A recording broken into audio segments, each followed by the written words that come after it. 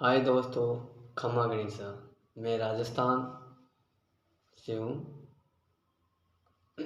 गांव विजयपुरा है, तहसील आमेर है हमारी, और ज़िला जयपुर में पड़ता हूँ हमारा गांव, जो राजस्थान की राजधानी है जयपुर। आप सभी लोग जानते हैं, जिसको गुलाबी नगरी के नाम से जाना जाता है। हमारा पूरा राजस्थान ही वैसे तो हर चीज़ में विख्यात है। और आप सभी भाई दोस्तों को खमा गणिसा। राजस्थान से हैं तो बाहर से भी हैं तो, और हमारी परंपराओं को सभी आप लोग जानते हैं। राजस्थान की हर चीज़ पहलू में एक संस्कृति छिपी हुई है, जिसको सभी लोगों को पता है। चाहे राजा महाराजाओं को से रिलेटेड हो, चाहे कृषि से हो, चाहे खान पीन से हो, चाहे वेशभूषा से हो, चाहे भाषा से हो। तो इसीलिए राजस्थान एक पर्यटन के लिए भी बहुत अच्छा हमारे हिंदुस्तान में अच्छी जगह रखता है। अब बात करने वाले हैं अपन एग्रीकल्चर मोड, मेरे चैनल का नाम है, जिसमें हम आपको इसलिए बनाया है कि मैं भी एक किसान का ही बेटा हूँ। तो एक्चुअली होता क्या है कि हर जो किसान है उसको कृषि में काम करता है, परंतु उसके एक्चुअली दर्द हर प्रकार से परिस्थिति में जिससे निपटारा पाने में वो हर कोई सक्षम नहीं हो पाता है। क्यों? क्योंकि सक्षम इसलिए नहीं हो पाता है, कभी पैसा, कभी कोई वस्तु, या कभी पानी, किसी न किसी परिस्थिति से वो बिछुड़ जाता है। तो इन सभी चीज़ों का हम एक सॉल्यूशन तरीके से एग्रीकल्चर मोड में इसी सभी किसान की परिस्थितियों का सॉल्यूशन निकालने के लिए मैंने ये चैनल बनाया है। क्योंकि काफ़ी टाइम हो गया जब देखता हूँ तो ये सब कुछ अलग डिफरेंस में जा रहा है। तो मैं सोच रहा था कि क्यों ना हर किसी को समझाने के बजाय एक इंटरनेट के द्वारा हर किसी उस किसान के पास में मेरी आवाज़ पहुँचे, जिससे वो हर किसी परिस्थिति से लड़के अपनी ज़मीन को उर्वरक बनाए, ताकि उसमें पौष्टिकता आए।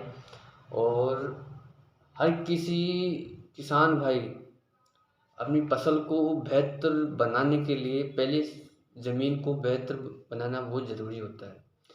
बाकी काम बाद में होता है, क्योंकि ज़मीन में ही अगर दम नहीं है तो फसल का कोई बोने का उतना औचित्य नहीं होगा, क्योंकि जितना होएगा उतना मजदूर और उसमें वैसे ही खर्चा हो जाएगा। क्योंकि किसान भाई का फसल बोने से पहले काफ़ी खर्चा होता है, 25% उसमें डेफिनेटली खर्चा हो जाता है, क्योंकि खाद, बीज, उर्वरक, तेल, पानी लगना है, ये तो है ही है।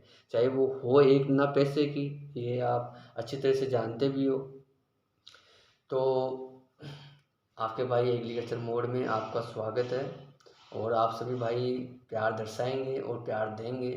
इसीलिए ये चैनल मैं बनाया हूँ, ताकि हर किसान भाई मेरे से जुड़े इस चैनल से, और अपनी जितनी भी दिक्कतें हैं वो दूर करें। इसमें आपको कृषि की उर्वरकता के बारे में बताएंगे कि कैसे ज़मीन को उर्वरक बनाया जाए और कैसे उसमें पैदावार बढ़ाया जाए।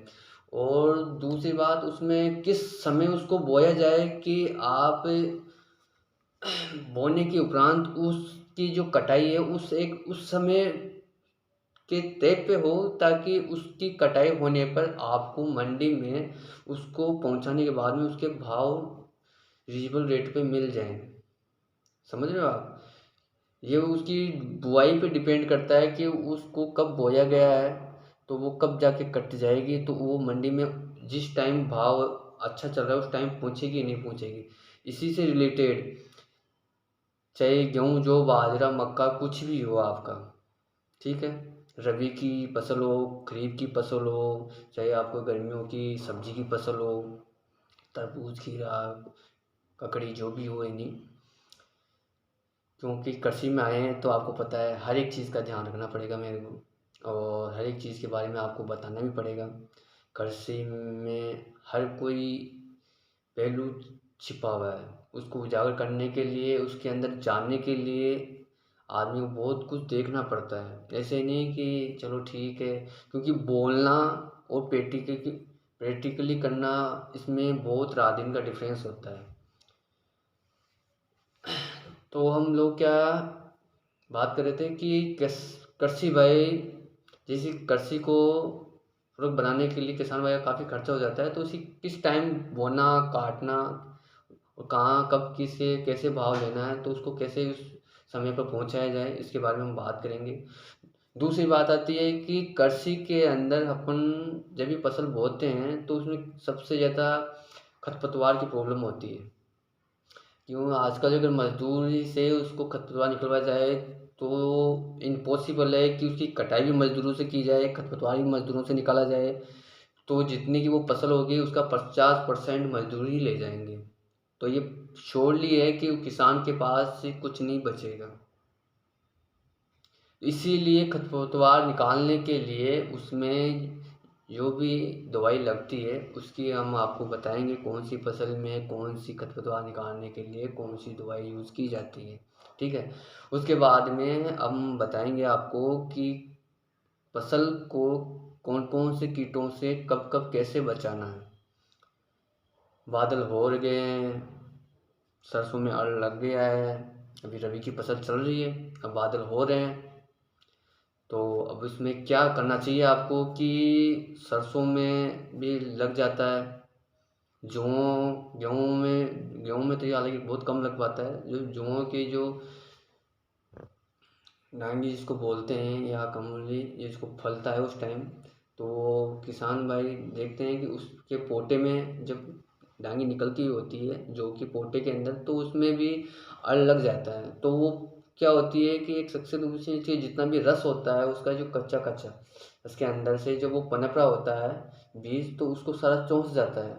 सरसों में भी ये होता है, उसको चूस जाता है तो वो फलियाँ कमज़ोर हो जाती है, सरसों वीक हो जाती है, तो वो जैसे अपन उसको निकलवाते हैं तो वो हवा में थ्रेसर में चली जाती है, तो निकलने का कोई औचित्य नहीं है उसका। और अगर वो बचता भी है तो मंडी में तो उनमें वजन में नहीं खा पाता है। एक एक बोरी अपन भरते हैं, कुंटल की बैटरी एक किसान भाई की 60-70 किलो की बैटरी है। समझ रहे हो आप, क्योंकि उसके अंदर पकाव का डिफरेंस, तेल का डिफरेंस है, क्योंकि वो अच्छे से पकी हुई है। और एक है जो न तो उसको टाइम से पानी मिला, न उसको दवाई मिली, ना उसको नीचे जब ज़मीन में बोया गया था तो नीचे से उर्वरक मिला, जिसको चाहे उसने डीएपी डाला हो या गोबर डाला हो गाय भैंस का, उसने उसका भी ख्याल नहीं रखा हो, तो वो आप समझ रहे हो, तेल के पैसे हैं। धान हो गेहूँ कोई भी हो तो उसमें इसकी वजन के हिसाब से, पौष्टिकता के हिसाब से क्रय विक्रय होता है हमेशा। ये नहीं है कि गेहूँ लेके चारा के भाव बिक जाएगा, हमने ऐसा नहीं होता। तो हम बात करने वाले कृषि के बारे में, और इसी से जितने भी किसान भाइयों को बता देता हूँ कि मेरा जो वीडियो है एग्रीकल्चर मोड में, आप सभी क्या देख रहे हो, लाइक और कमेंट और शेयर करिए। हाँ, तो मैं बात कर रहा था कि आप लोगों ने देखा हूँ कि जितने भी राजस्थान में सोलर लगी हुई है उसमें काफ़ी किसान भाइयों की दिक्कत आई है, क्योंकि उसने समझते हैं नहीं, डीलर ने क्या कहा, सब्सिडी से लगाया है या डीलर ने किस हिसाब से क्या लगाया है उसको, तो कई किसानों को यह भी नहीं पता कि मेरे मोटर एसी से चलने वाली है या डीसी से चलने वाली है। पहली बात तो यहाँ है, सिस्टम तो लग गया है कि इसमें एसी की वाली मोटर है, डीसी वाली मोटर है, ये भी नहीं पता है कि वो लाइट से भी चल पाएगी या नहीं चल पाएगी। पता पड़ा कि पानी की वीक है, उसको लाइट से कनेक्ट करके चला दिया, पता पड़ा कि वो डीसी की मोटर जल गई साहब, सोलर क्लॉक।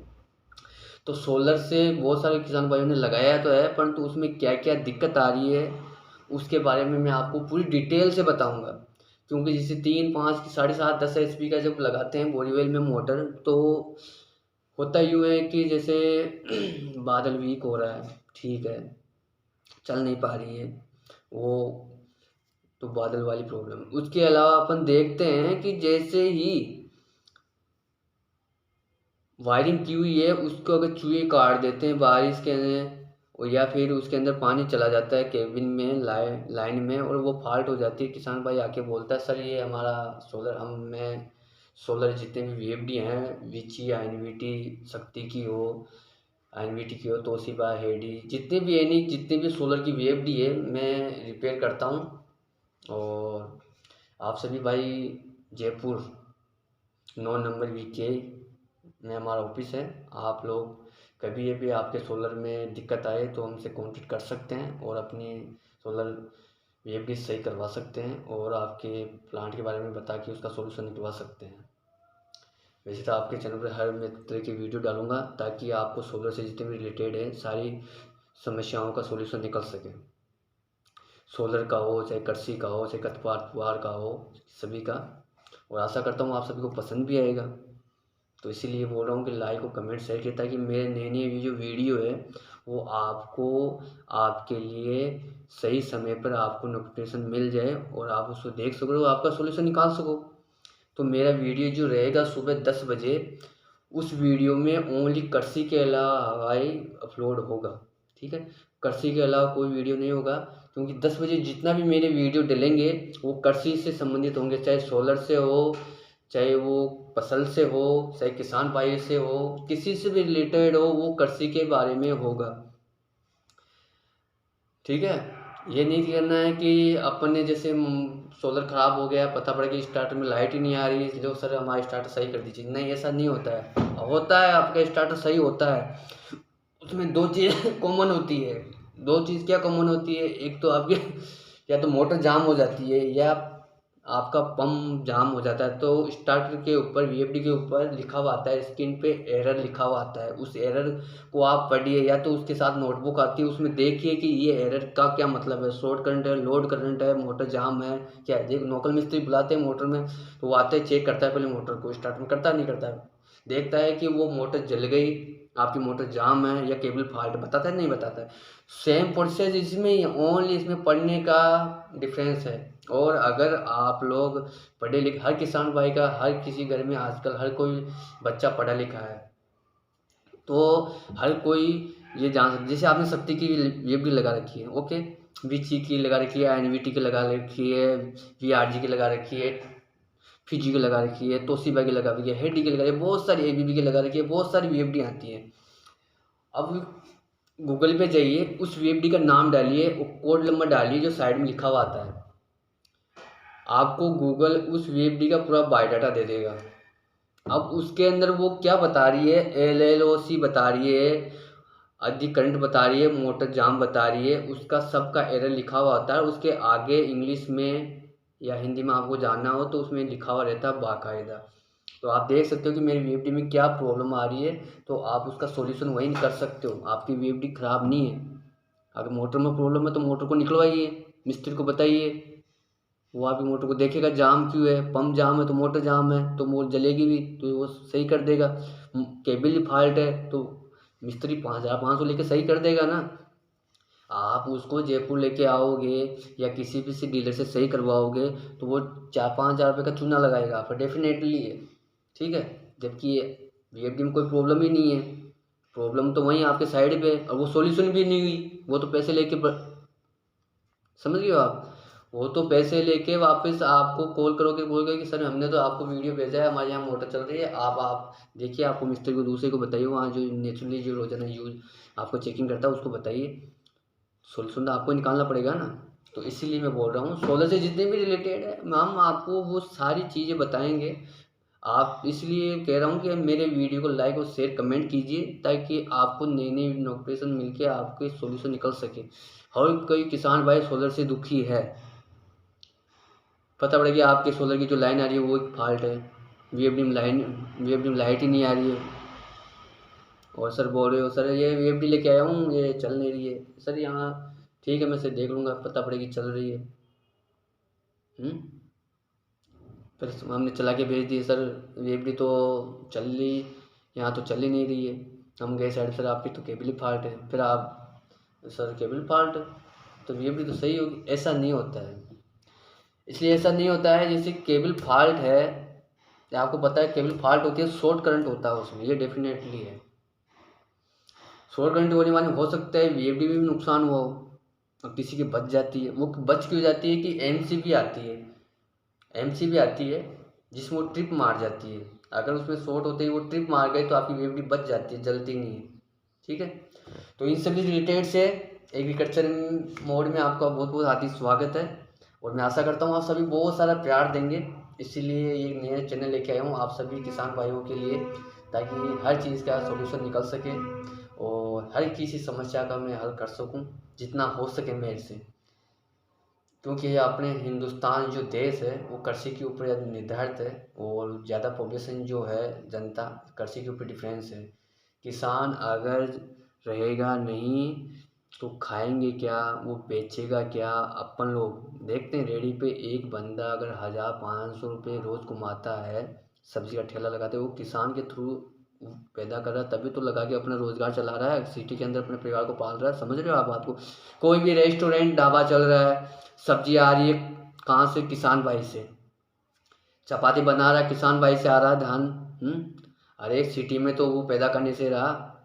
इसीलिए किसान भाई का चैनल बनाने के लिए मेरे को सोचना पड़ा, वरना चैनल तो बहुत सारे हैं, कॉमेडी के भी हैं, वीडियो भी बना, कॉमेडी को भी बना सकता हूँ मैं। टाइम पास करने के लिए ऐसे भी बना सकता हूँ मतलब मैं। पर नहीं, मैं एक किसान का बेटा हूँ। मैं समझा कि अगर मेरे चैनल बनाने से किसी भी किसान भाई का भला होता है, उसकी जितनी भी समस्या है उसका सॉल्यूशन होता है, और मेरे एक एक जो वर्ड निकले हुए हैं उसका किसी भी किसान भाई की, मैंने 10 में से अगर 5 का भी सॉल्यूशन निकल जाता है तो सोचिए मैंने कितना बढ़िया काम किया है एक किसान के लिए।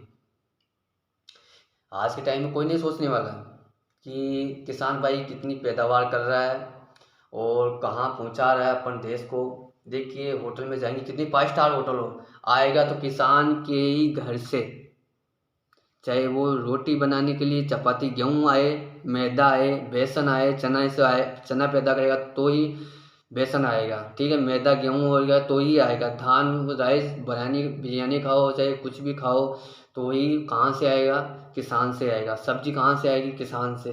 किसान नहीं एक्टिवेट रहेगा तो आने वाले टाइम में, हाँ एक बात और बताता हूँ आपको कि आप खा क्या रहे हैं। किसान अपना कार्य पूर्ण तरीके से कर रहा है, आप लोगों ने इस खान पीन को भारतीय संस्कृति पे एक दाग लगा दिया है। आज के टाइम में जो युवा पीढ़ी है जो अपनी, इसने एक दाग लगा दिया है, और ये बहुत ही शर्मनाक बात है। क्योंकि सभी भाइयों बहनों ने जिस तरह से फास्ट फूड का जो चलन किया है उसको मेरे को लगता नहीं है। पहले ही 20% हर किसी इंसान के जेब से पॉकेट में मेडिसिन का खर्चा जा रहा है। इस फास्ट फूड को अगर हर इंसान अगर 10 साल अगर और इसको यूज़ किया है ना, तो 50% पॉकेट से मनी समझ लेना मेडिकल पर रखनी पड़ेगी आपको, ठीक है। और जो इसका 24 घंटे से यूज़ कर रहा है वो तो डेफिनेटली है, अभी 50% उसका मेडिकल में जा ही जा रहा है। ये कोई शोर्स नहीं है कि ये कोई डाउट नहीं है। आपको पता है दुकान पे जाते हैं 12 घंटे में ब्रेड जो खाते हो आप लोग वो एक्सपायर हो जाती है, ठीक है।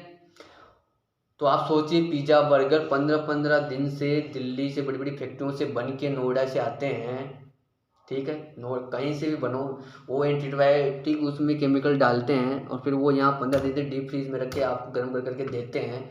तो आपकी शरीर क्या काम करेगी वर्कआउट आउट, मेरे को ये बताइए।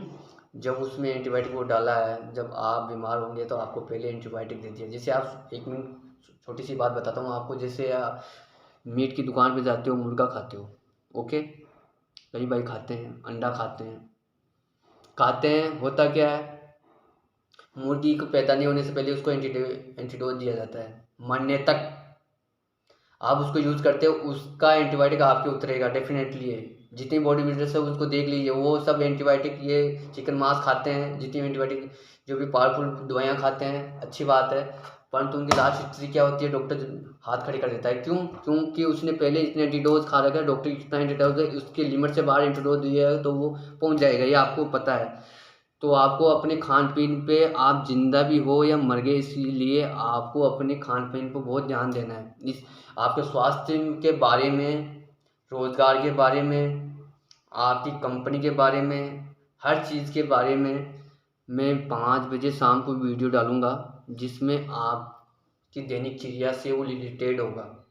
आप क्या खा रहे हो, क्या पी रहे हो, कैसे सो रहे हो, क्या कर रहे हो, क्या नहीं कर रहे हो, आने वाले टाइम के लिए आपने क्या किया है, क्या नहीं किया है, और नहीं किया है तो अब करना स्टार्ट कर दीजिए, क्योंकि आने वाला टाइम इससे भी भयानक होगा। मेरे जब मैं पढ़ता था 7th क्लास में, तो मेरे हेडमास्टर जी, बेसावा गांव था जी, बाल सैनिक सेकेंडरी स्कूल से मैं बिलोंग किया हूँ, मैं पढ़ा हूँ। तो मेरे गुरुजी बोलते थे कि बेटा एक टाइम ऐसा आएगा, ये शायद बात है 2003-4 की। तो वो बोलते थे कि बेटा एक टाइम ऐसा आएगा कि आप 500 रुपये कमाओगे ना, 2015-20 तक 500 रुपये कमाओगे तो वो दुकान पे खर्च हो जाएंगे। यानी आप उस टाइम 1500 रुपये नहीं कमाओगे ना, तो ना तो आप अपनी लाइफ के लिए सिक्योर कर सकते हो, और ना ही आप अच्छे से खा सकते हो, ना पहन सकते हो। और वो आज बात हो चुकी है, डेफिनेटली है। वो कैसे डेफिनेटली है? कोई भी भाई दुकान पे जाता है सुबह दूध लेने के लिए, तो उसके 250-500 रुपये खर्च हो ही जाते हैं। सुबह से शाम तक वो जोड़ता है, 500 रुपये खर्च हो ही जाते हैं, अगर वो फैमिली वाला है तो। इसमें कोई डाउट नहीं है। तो आप सोच लिए 15,000 रुपये उसको चाहिए एक टाइम में। उस टाइम 15,000 रुपये में अच्छे से काम चल रहा था, आज नहीं चल रहा है। तो आने वाले टाइम में सोचिए, आज 500 कमाए तो आने वाले टाइम में अगर वो 2,000 नहीं कमाएगा तो वो भाई समय के साथ नहीं बदला है, तो वो इस परिस्थिति में ज़िंदा नहीं रह सकते। ठीक है, इसीलिए आपका भाई आपके एग्रीकल्चर मोड में एक नई वीडियो के साथ लेके आया है, और नई नई वीडियो देखने के लिए आप सभी से बहुत बहुत आभारित होंगे। तो इसी के साथ फिर आपको नए वीडियो में मिलेंगे। तो आप सभी से निवेदन है, चैनल को लाइक और सब्सक्राइब करें, और हर किसान भाई के लिए जय जवान जय किसान। और खमा गणिसा राजस्थान से। आपका मेरा वीडियो कैसा लगा आप ज़रूर कमेंट करके बताइए, ताकि मैं नई नई वीडियो डालूँगा और आपको कैसे लगेंगे वो आप देखते रहिए और कमेंट करते रहिए और सब्सक्राइब भी करिए। और हर उस किसान भाई के पास, बेटे के पास मेरा वीडियो पहुँचाइए, जिसके इसकी हर परिस्थिति का सॉल्यूशन निकल सके। क्योंकि मैं भी एक किसान का बेटा हूँ। मैं इस चैनल इसलिए बनाया हूँ, टाइम पास के लिए नहीं। मेरे जो भी वीडियो सुने, एक आपको छोटी सी बात बताऊँ, मैं बता देता हूँ। एक पानी होता है नदी का, कल कल धीरे धीरे धीरे से बहता रहता है, शांत, चिड़िया चहकती रहती है, एकदम शांत कल कल पानी बहता रहता है। तो अपन जाते हैं तो वहाँ कैसा सब कुछ परे हो जाता है, अपन ठंडा शीतल हो जाते हैं। मेरी वीडियो को देखने के लिए ऐसा टाइम मैंने सेट किया है, इसलिए आप अपने ठंडे दिमाग से देखिए। क्योंकि देखिए, गर्म पानी किसी काम का नहीं है। एक हद तक सही है, एक हद तक सही है, बाकी 1% सही है, बाकी 99% गलत है। समझ रहे हो? इसलिए मैं जब भी वीडियो देखो, बिल्कुल ठंडे दिमाग से देखो, आराम से देखो, आपको हर एक वर्ड, हर एक चीज़ आपको समझ में आएगा। गर्म पानी में आप कुछ भी यूज नहीं कर सकते, 1% यूज कर सकते हो। गर्म पानी में ना पी सकते, ना नहा सकते, ना पी सकते हो आप, लिमिट से ज़्यादा है तो। ठीक है, इसीलिए ठंडे दिमाग से सोचिए और ठंडे दिमाग से सुनिए। मेरा एक एक वर्ड, एक एक वीडियो आपके लिए मोस्ट इम्पोर्टेंट होने वाला है। इसीलिए आप सभी से निवेदन है कि आप मेरे वीडियो को लाइक और कमेंट और शेयर करें। खम्मा गणिसा, फिर मिलेंगे आपको नए चैनल, नए वीडियो के साथ। मैं आशा करता हूँ इस वीडियो को आप कितना प्यार देते हैं। तो मैं कल फिर आपको वीडियो अपलोड करके बताएंगे नए वीडियो के साथ। खम्मा गणिसा।